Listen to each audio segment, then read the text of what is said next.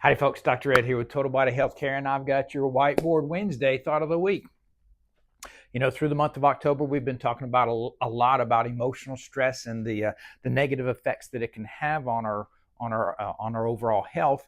And I promised you last week that we'd move into some tips and tricks on ways that you can reduce the effects of emotional stress on your system, so that you can improve your health.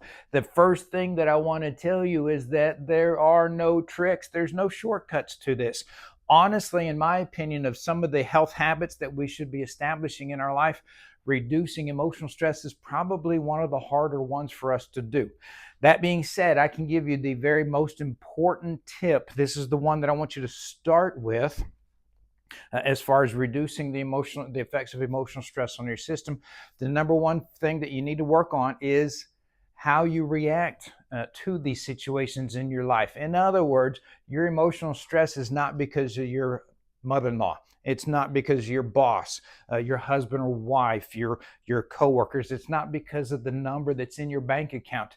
It's how you react to those situations. That's where your emotional stress comes from. That may be hard to hear, but it's true.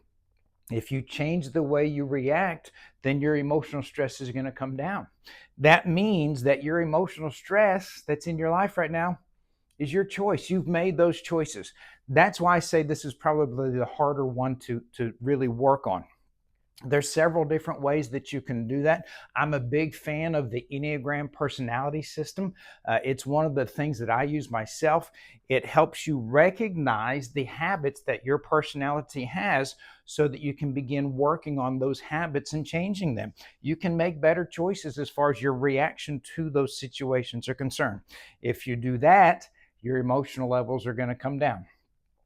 This is just like any other health habit, though. Whether you're starting an exercise routine or changing your nutritional habits, it's going to take some discipline. It's a challenge, there's no doubt about it. But you make that first step and change how you react to your situations, emotional stress is going to come down, your health is going to go up. It'll be worth it. Trust me, it really will. Next week, a few more tips on how to improve the effects of emotional stress on your system. Dr. Ed with Total Body Healthcare. There's your Whiteboard Wednesday thought of the week.